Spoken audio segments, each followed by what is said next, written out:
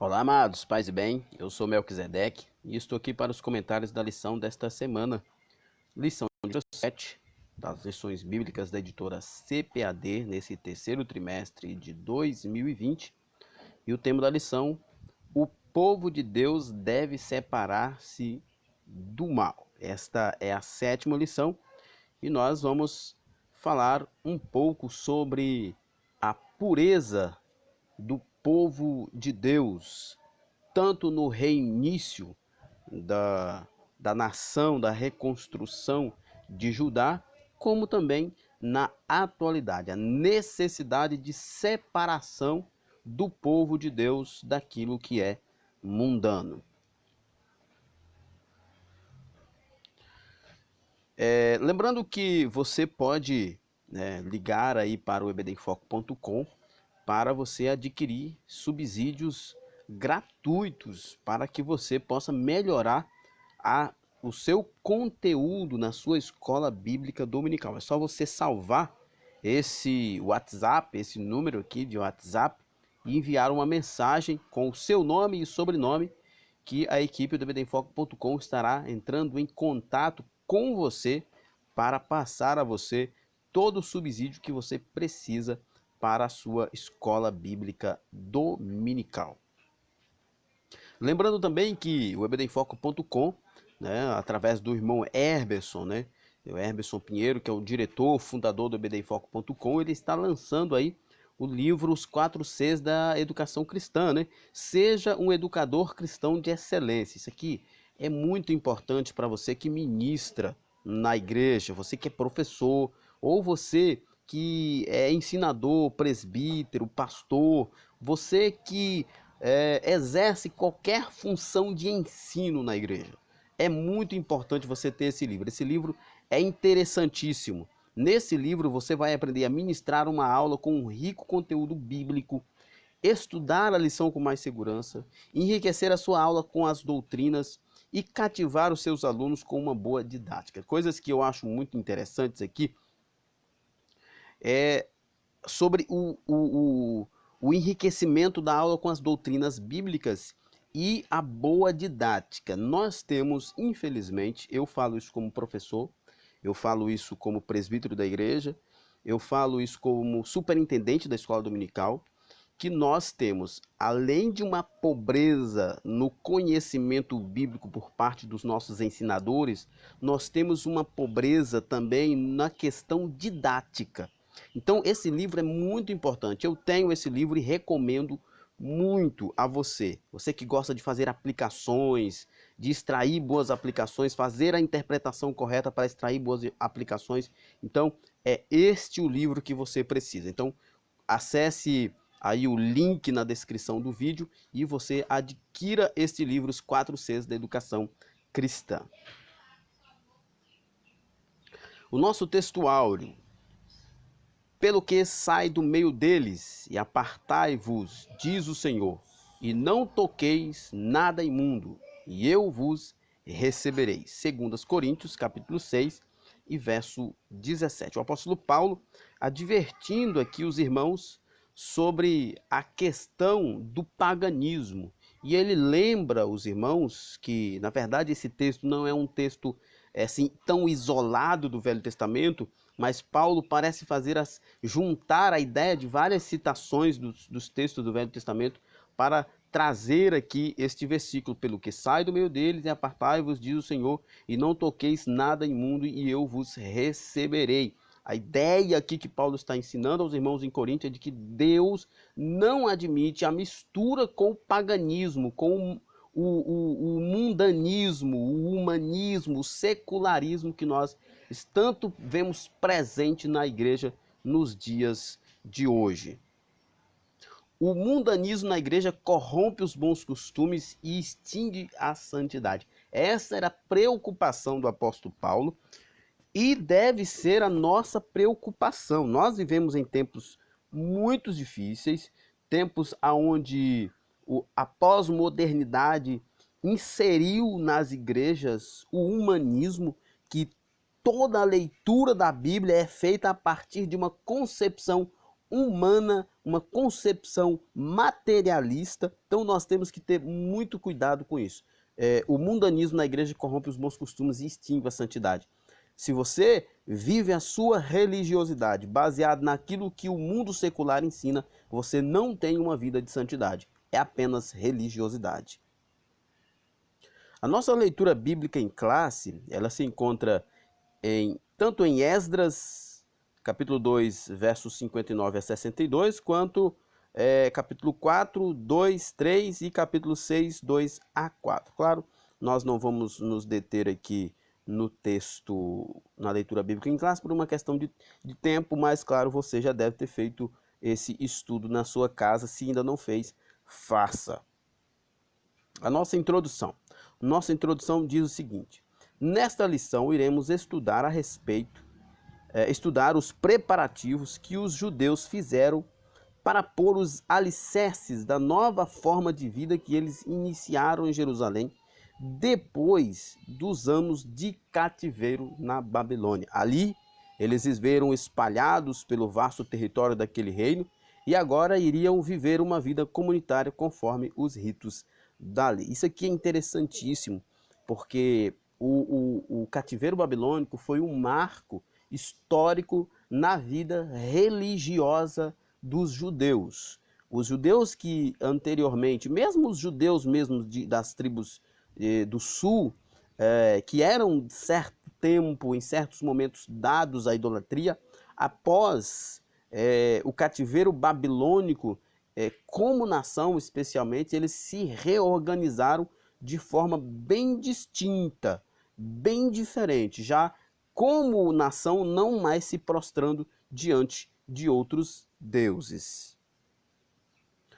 O nosso primeiro tópico: para uma pessoa ser considerada apta para fazer parte do grupo que iria transferir para Jerusalém, exigia-se que desse prova de sua linhagem, que provasse ser realmente de Israel. Vamos lá. Quando foi para o povo voltar, né, eles estavam voltando com a proposta de reconstruir uma nação, a nação de Deus. Mas foi preciso fazer uma triagem. Foi preciso fazer uma triagem. Não era qualquer um que se dizia judeu que poderia voltar como judeu, gozar dos privilégios de chegar e viver naquela terra, na terra prometida. Foi preciso fazer uma triagem para que provassem quem realmente era da linhagem de Israel. Qual era a ideia? A ideia é de que a promessa era de que a nação fosse reconstruída, a nação puramente. Então tinha que ser um povo puro. Num sentido prático para nós hoje, não são todos que estão na igreja que são salvos. É interessante nós fazermos aqui esse paralelo que naquele momento todo mundo estava ali no meio dos judeus e dizendo que estavam voltando para Jerusalém, querendo voltar para Jerusalém e exercer função sacerdotal, exercer liderança dentro de Israel, mas para que isso acontecesse, precisavam ser provado a sua linhagem, né? E na igreja, transferindo esse princípio, que é um princípio para a igreja hoje, nós temos que entender o seguinte: não são todos que estão na igreja que são verdadeiros salvos. Não são todos que estão na igreja, que fazem parte da comunidade, que subirão para o céu. É preciso ter a marca de Cristo. É preciso serem puros em Cristo.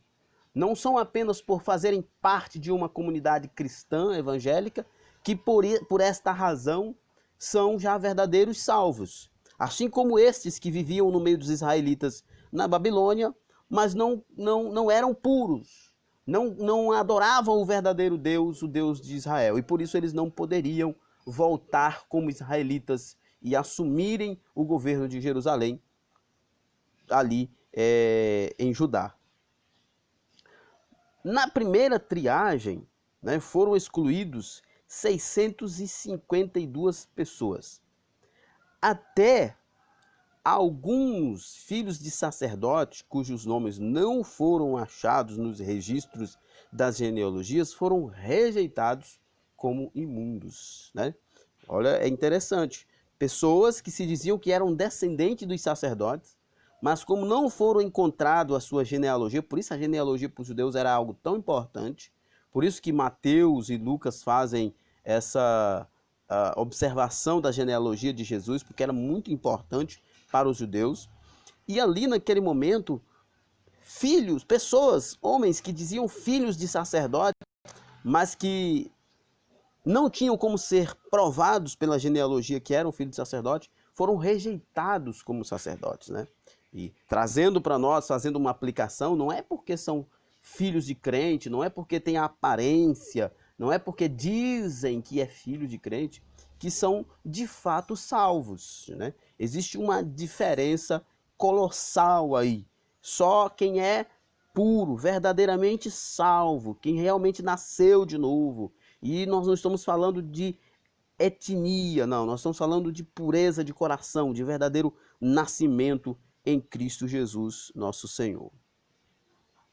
Os judeus mestiços, né, nascidos de casamentos mistos durante o cativeiro em Babilônia, não fariam parte do grupo de judeus que retornariam a Judá. Somente aqueles que comprovassem a sua ascendência puramente judaica faria parte daquele grupo, né? Cristãos mistos que dizem servir a Deus, mas amam o mundo, também não herdarão o céu, né? Nós temos aqui esta história do povo judeu e nós extraímos para nós como princípios. O povo de Deus é um povo puro, não é um povo misturado, né? Aquele povo que era mistura de babilônicos com judeus não podiam ser ditos como povos israelitas puros. Eles poderiam até habitar em Judá, mas eles não poderiam assumir posições em Israel como judeus verdadeiros para reconstruir a nação, tá? Assim como na igreja, pessoas que são se dizem cristãos, mas também são amantes do mundo, até podem por aí exercer funções, estarem dentro da igreja, mas elas não herdarão o céu, elas não serão salvas, porque o salvo é o verdadeiro, o puro, o santificado por Deus, aquele que nasceu de Deus. Deus não aceita mistura, né, do seu povo com o povo do mundo. Não pode haver comunhão da luz com as trevas. Eu costumo dizer que nesse aspecto, Deus não aceita misturar o evangelho com o secularismo. Às vezes nós acabamos tendo uma compreensão errada dessa expressão de Deus não aceita a mistura do seu povo com o mundo.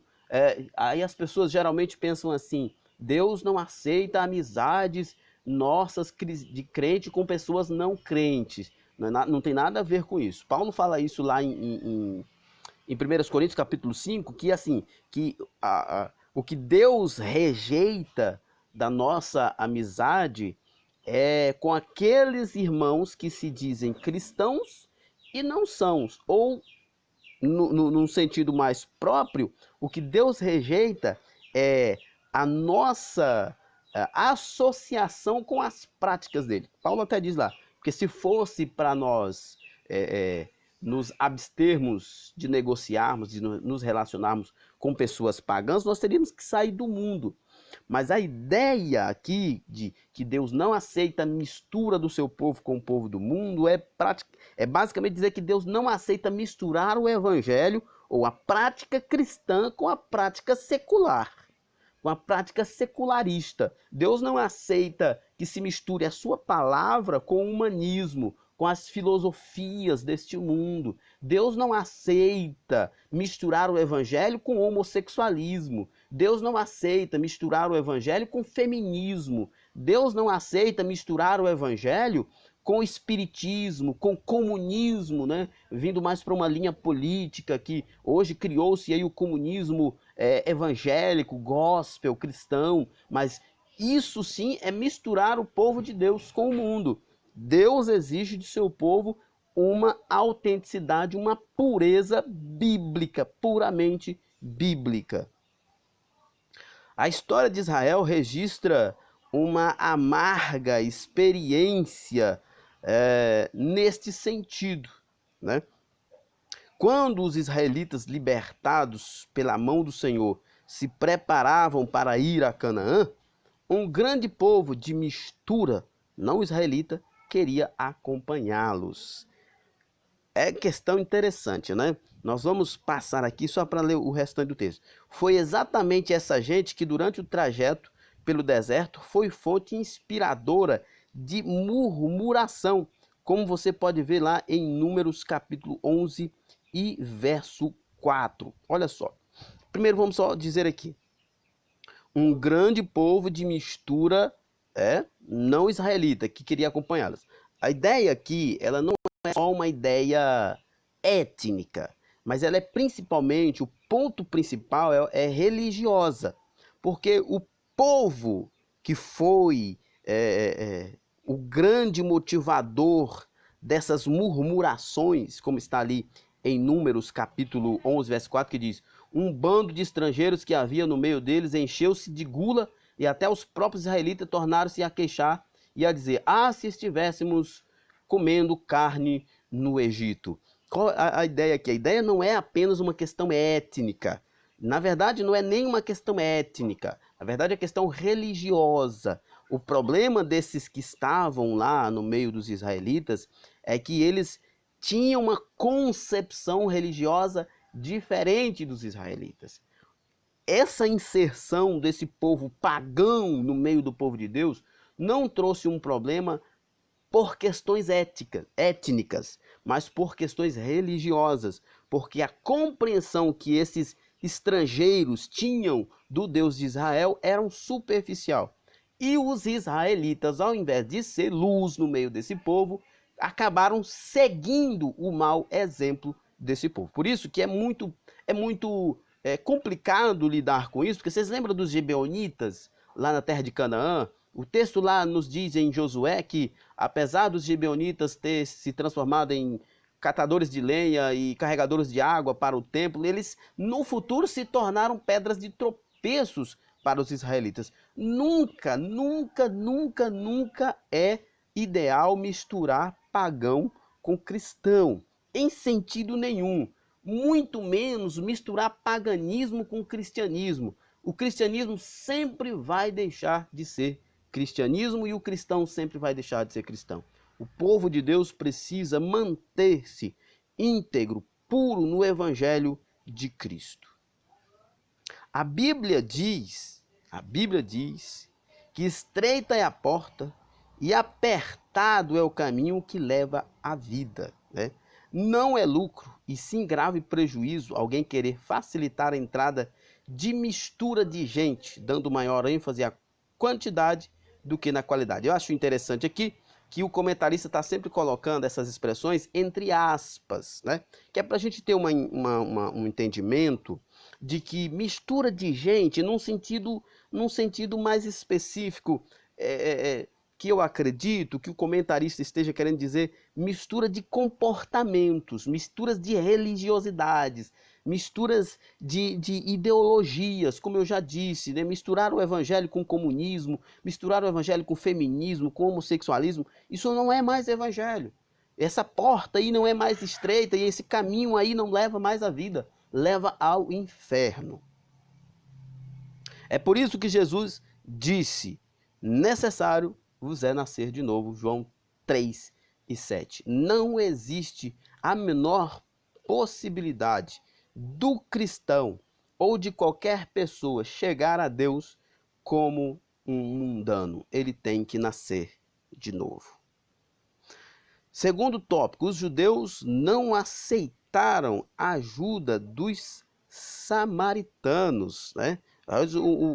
Quem eram esses samaritanos, né? Os samaritanos ofereceram ajuda para os judeus. Vamos ver aqui.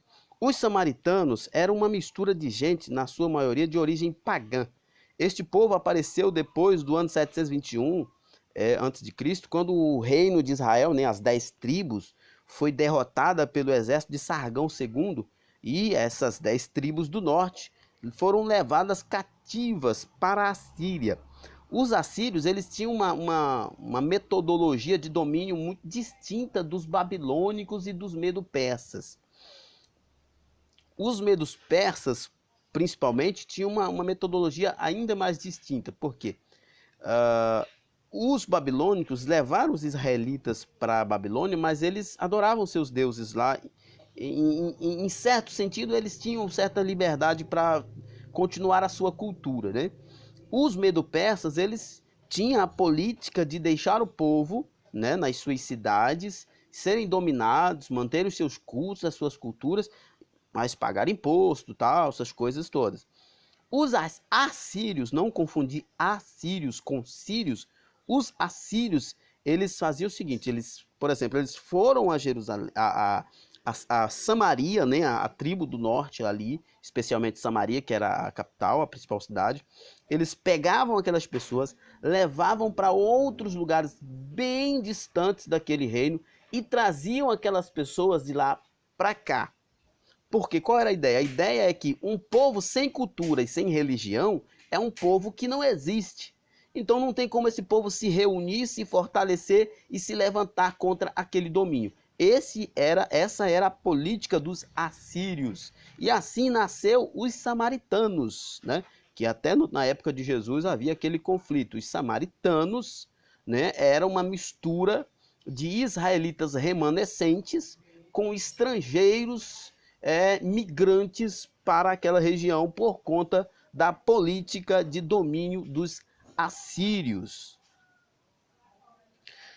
Por ordem do rei da Síria foram trazidos povos, olha só o que diz 2 Reis, 2 Reis capítulo 17, 24, é o versículo na íntegra aqui, viu?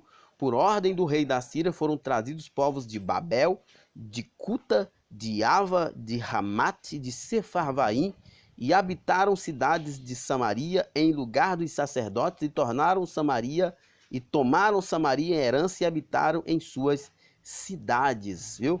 O rei da Síria trouxeram povos de Babel, Cuta, de Ava, de Ramate e de Sefarvaim, e levaram as pessoas de Samaria e da tribo do norte para estes lugares. Fizeram uma troca, destruindo a cultura e a religião do povo. Posteriormente, o rei da Síria enviou-lhes um sacerdote dos israelitas para ensinar o povo da terra o temor a Deus, né? Assim, os samaritanos temiam o Senhor, em certo sentido, mas também serviam aos deuses.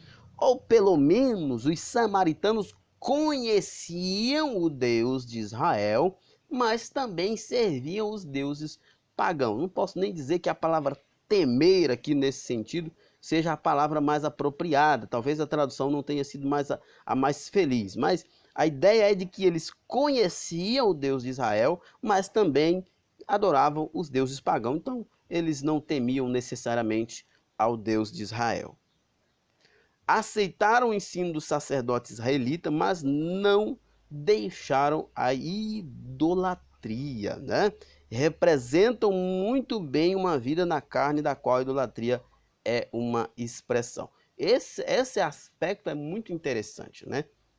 O capítulo 17 de 2 Reis vai dar uma explicação muito legal sobre toda a história dos samaritanos, que era um povo que se acostumaram com o paganismo e com o monoteísmo judaico. Aquelas pessoas que vieram lá de Cuta, vieram lá de Babel, vieram de Ava, de Ramate, de Sefarvaim, essas pessoas elas trouxeram consigo a sua carga cultural e religiosa.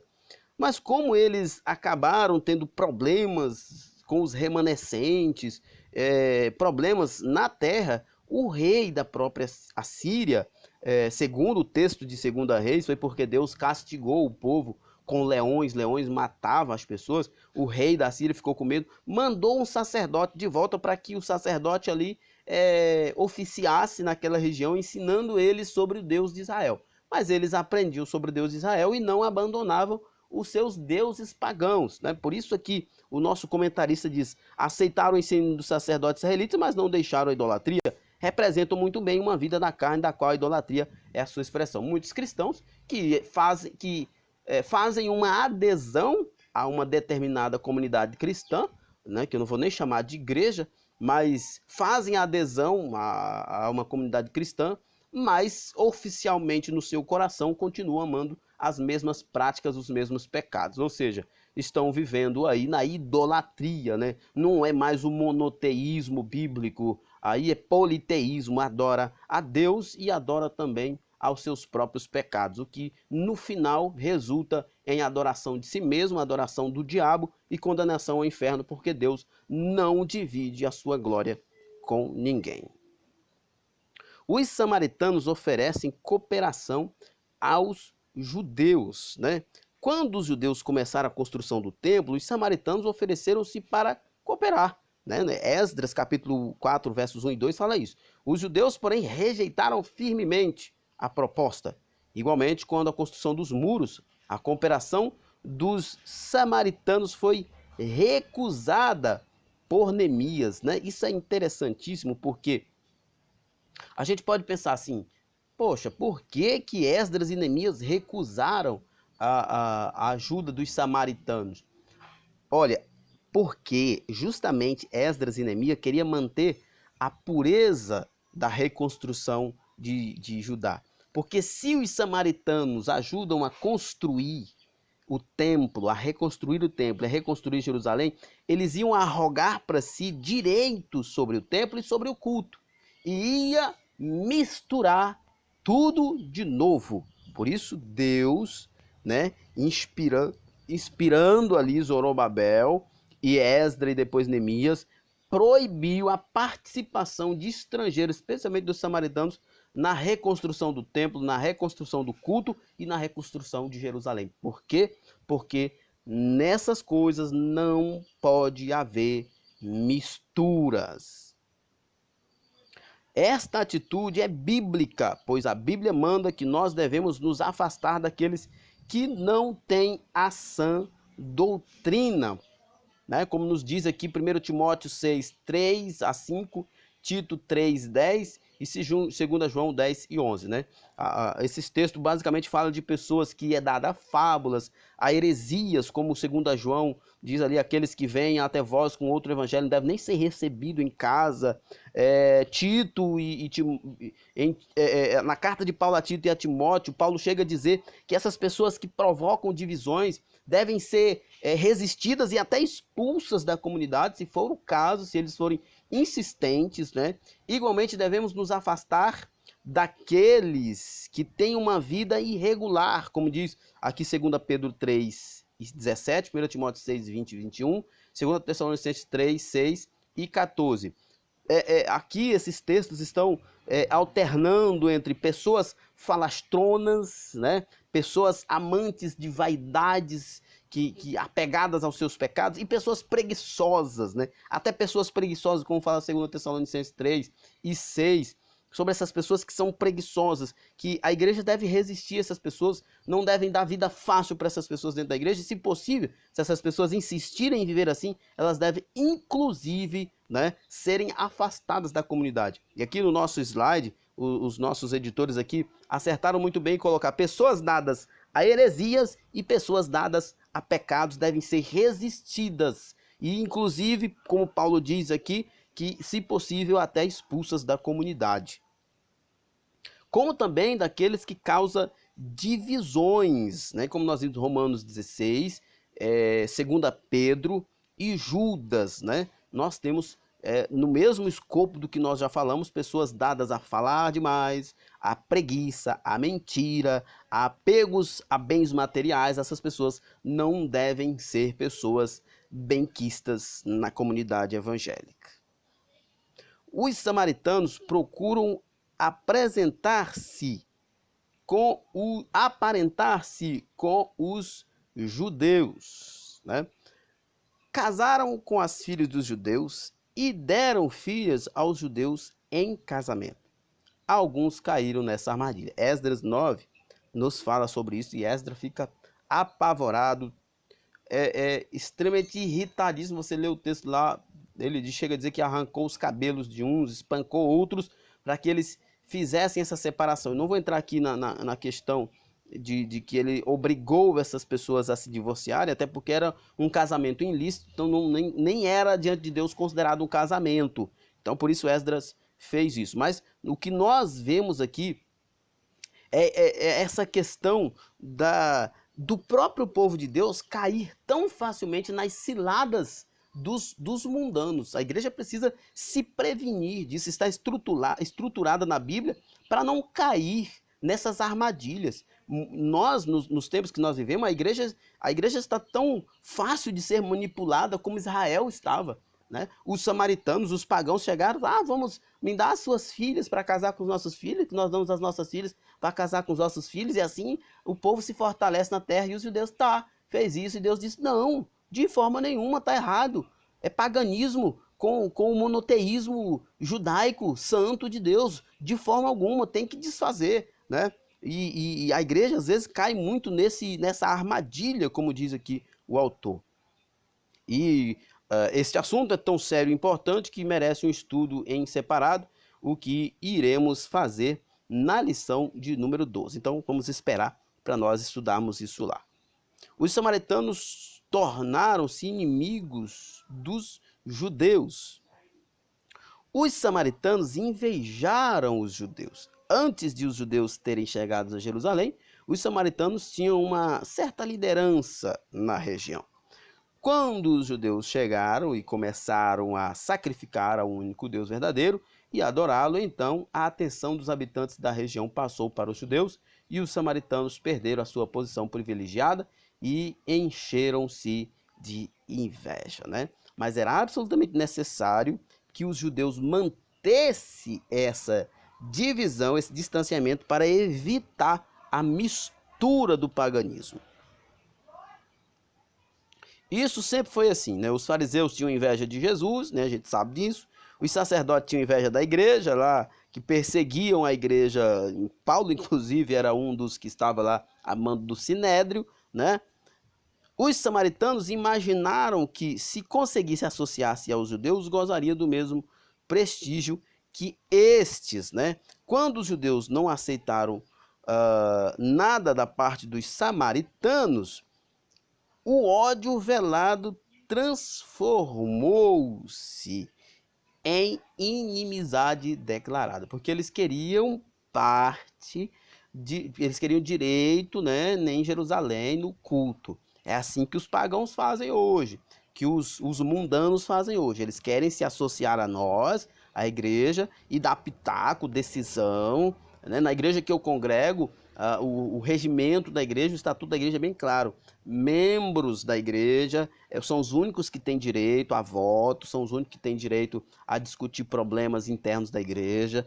Pessoas que vêm de fora não têm direito nenhum de dar pitaco, a não ser que você seja convertido, batizado, registrado, já tenha um histórico de andar, de prestar serviço à igreja. Aí sim, caso contrário, não.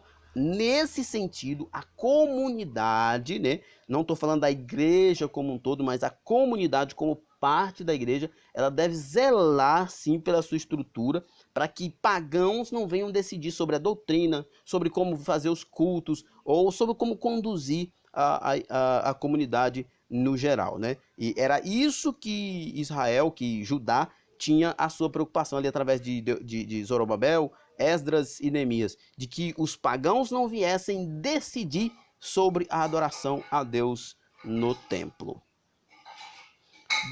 Terceiro tópico: Deus exige santidade do seu povo. Em toda a história do povo de Deus, observa-se que ele, para manifestar-se no meio do seu povo, exige plena santidade. Deus espera que seu povo esteja sempre em comunhão com ele, vivendo separado do mal. Quando eu falo vivendo separado do mal, é vivendo separado do pecado. Deus, eu já falei isso em outras lições, em outras aulas, né? E alguém até questionou que não existe nenhum aspecto do caráter de Deus, não existe nenhum dos atributos de Deus mais importante ou superior aos outros. De fato, não existe. Mas o atributo mais evidente, mais destacado de Deus na Bíblia é a santidade. E a santidade é justamente aquele atributo que é contrário ao pecado, que faz oposição direta ao pecado. Então, quando nós falamos que adoramos a um Deus que é santo, então automaticamente se entende que se nós temos comunhão com um Deus que é santo, então nós devemos nos abster de toda sorte de pecado. Retornando do cativeiro, Israel separou-se do mal, né? Por isso a bênção de Deus os acompanhou. E eles conseguiram concluir a construção do templo e reconheceram que Deus fizera esta obra, Neemias 6:16, né? Como eu disse agora há pouco, né? Mas sobre a questão dos judeus que depois do cativeiro realmente viveram uma vida totalmente distinta do que eles habitualmente viviam anteriormente. Quando Josué se preparou para passar o Jordão, ele disse ao povo: santificai-vos, porque amanhã fará o Senhor maravilhas no meio de vós. O anjo do Senhor visita o acampamento israelitas e antes de iniciar a conquista de Canaã, Josué recebeu a visita de um anjo. Josué então lhe perguntou: que dizes, meu senhor, ao teu servo? E a resposta do anjo foi: descalça os sapatos dos teus pés, porque o lugar em que estás é santo. Josué 5:13-15. Israel é derrotado pela pequena cidade de Ai. Quando Josué, com o rosto em terra, perguntou ao Senhor por que daquela derrota, o Senhor respondeu: santificai-vos para amanhã. Anátema há no meio de vós. Diante dos vossos inimigos não podereis suster-vos até que tireis o anátema do meio de vós. O pecado descoberto foi desarraigado, e então disse Josué. Deus disse a Josué: levanta-te e sobe a Ai. Olha que te tenho dado na tua mão o rei de Ai, e o seu povo, e a sua cidade, e a sua terra. Deus exige santificação de seu povo para poder operar no meio dele. Bom, eu li direto os slides para nós finalizarmos esse assunto, porque o contexto de todas essas citações aqui, desses últimos slides, é basicamente o seguinte: desde da primeira citação de Josué, né, que santificai-vos porque fará maravilha no meio de vós, tire a sandália do vosso pé, porque o lugar que pisa é santo. Quando eles perderam a batalha e perguntou por que eles tinham perdido, Deus responde: olha, vocês devem se santificar. Há anátema, há maldição, há pecado no meio de vós. Então, a ideia de toda essa parte aqui é dizer que Deus sempre exige do seu povo santidade para ele habitar no meio do seu povo. Uma comunidade que vive em pecado não tem a presença de Deus. Você nunca irá experimentar um avivamento, você nunca irá experimentar a presença de Deus numa comunidade que vive em pecado. Por isso que lá atrás nós falamos daquilo que Paulo falou: essas pessoas dadas à heresia, a pecado, a falar demais, a preguiça, a vaidades, a impureza, essas pessoas, se for o caso, precisam ser removidas da comunidade para que haja santidade, para que Deus possa operar no meio do seu povo. Devemos manter uma vida de separação do mal. Os judeus mantiveram-se separados dos samaritanos. Se os judeus tivessem aberto a porta para uma união com os samaritanos, estes provavelmente ter-se-iam mostrado afáveis e pacíficos no início, mas teriam perturbado a união que havia entre os judeus. Por isso que nós já falamos anteriormente sobre a questão de Zorobabel, Esdras e Neemias impedirem a participação dos samaritanos na reconstrução do templo, na reconstrução de Jerusalém, porque eles iam arrogar para si direitos sobre a cidade e sobre o templo, e isso seria um problema sério. Teriam participado dos cultos dos judeus, né? Olha só, e afastado a presença do Senhor, uma vez que Deus não se une à idolatria. Essa é uma questão muito importante. Vale a pena manter a separação com o mundo. Não devemos nos misturar com estes samaritanos. A Bíblia mostra exemplos de servos de Deus que duvidaram se valiam a pena manter a linha de separação do mal, né? Por exemplo, o salmista Asaf, no Salmo 73, aliás, é um salmo muito interessante, né? Na verdade, que em vão tenho purificado meu coração e lavado as minhas mãos na inocência. Diz o salmista, ficou profundamente perturbado, mas Deus o ajudou a encontrar a resposta, né? Até que entrei no santuário de Deus, então entendi o fim deles.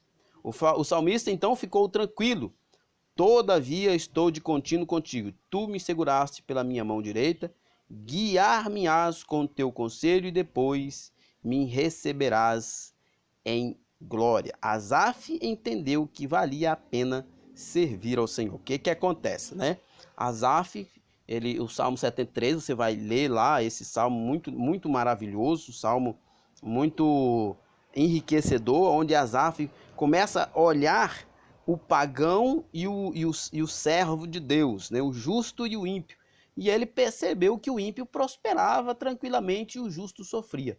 Então ele fez esse questionamento. Parece que não faz sentido nenhum ser justo, servir a Deus, mas aí Deus revela para ele que o fim do justo é imediato, que o fim do injusto, melhor dizendo, que o fim do ímpio é imediato, que o caminho do ímpio é irregular, é escorregadio, não há firmeza nenhuma, o que era diferente do caminho do justo, que apesar dos sofrimentos, estava seguro nas mãos de Deus, e o fim também é um fim seguro. Malaquias respondeu aos que diziam ser inútil servir ao Senhor, né?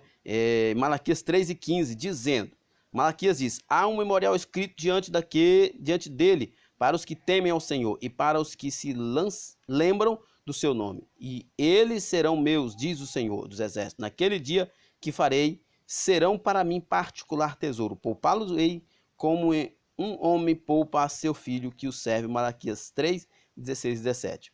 Vale a pena servir ao Senhor. A ideia de Malaquias aqui é que Malaquias começou a exortar o povo e aquelas pessoas começou a meio que esnobar Malaquias, né? Falando como se na verdade servir a Deus fosse um problema, né? Eles começaram a agir, né? A forma como aquelas pessoas diziam era como se fosse um problema servir a Deus, né? No verso 14 eles dizem assim, é inútil servir a Deus. O que ganhamos quando obedecemos os preceitos do Senhor? Aí Malaquias responde, para aqueles que obedecem ao Senhor, há um memorial escrito diante de Deus, para os que temem ao Senhor e para os que lembram do seu nome. E eles serão meus, diz o Senhor dos Exércitos. Naquele dia que farei, serão para mim particular tesouro. Então, quando alguém perguntar, para que servir a Deus, né? É inútil servir a Deus, aí a gente pode responder, não, porque há de Deus um memorial escrito para nós, né? Há de Deus lembrança, né, de nós, né? E nós, naquele dia, seremos para Deus particular tesouro. Ele nos guarda, amém? É maravilhoso sabermos de tudo isso. Devemos viver conforme a vontade do Senhor, para que no tempo que vos resta na carne, não vivais segundo as concupiscências dos homens, né? Mas segundo a vontade de Deus. 1 Pedro 4:2. Qual seria então a vontade de Deus para conosco? A Bíblia diz que a vontade de Deus é esta, que nós vivamos em santificação, né? Esta é a vontade de Deus, a vossa santificação. Deus deseja que nós vivamos separados do pecado, santificados para Ele. Já observamos que santificação significa uma vida que se abstém das coisas que não agradam a Deus, conforme a palavra. Apartai-vos, diz o Senhor, e não toqueis nada imundo, como diz 2 Coríntios 6:17, aperfeiçoando a vossa santificação no temor de Deus, né? Devemos sempre muito desejar ser-lhes agradáveis, andando dignamente diante do Senhor, agradando-lhe em tudo. Então, guardando os seus mandamentos e fazendo o que é agradável à sua vista, né? O comentarista diz aqui: observe, a santificação significa uma vida que se abstém das coisas que não agradam a Deus. Não, a santificação ela tem um aspecto negativo e um aspecto positivo. Esse aqui seria o aspecto negativo, né? Se abster daquilo que é pecaminoso. E o aspecto positivo é se deleitar em Deus. A santificação, nós devemos viver em santidade, nos abstendo daquilo que é mal, daquilo que é pecaminoso e nos deleitando em Cristo. Não é apenas vivendo, se abstendo do mal, que nós devemos viver em santidade, porque a santidade aí vai ser um peso, uma tortura. Mas quando nós nos abstemos do mal e nos satisfazemos em Cristo, a santificação se torna uma coisa agradável para as nossas vidas. Bênçãos acompanham os que vivem conforme a vontade de Deus. Deus garante aos que assim vivem plena vitória contra os ataques do diabo. O crescimento espiritual deles está garantido. Porque quem vive em santidade, tanto no aspecto negativo quanto no aspecto positivo, se abstendo do mal quanto se alegrando em Deus, não será um peso. Então o diabo não vai lhes oferecer nada que seja mais atraente do que viver na presença de Deus. O Espírito Santo tem plena liberdade para atuar em suas vidas e eles tornam-se preparados para serem usados por Deus em sua obra. E acima de tudo, aqueles que vivem segundo a vontade de Deus estão preparados para o arrebatamento, que é importantíssimo, né? Não adianta nada ganhar o mundo e perder a vida eterna. A santidade, ela é importante para que nós tenhamos a presença de Deus e sejamos usados na obra de Deus? Sim, mas Hebreus 12:14 diz que a santidade é importante, porque sem santidade ninguém verá o Senhor. Aleluia! Vale a pena viver na vontade de Deus. Hebreus 12:15, 15, 5 e 23. Então, nós estamos chegando ao final do nosso comentário no dia de hoje. Que Deus em Cristo nos abençoe e até a próxima. Paz e bem a todos.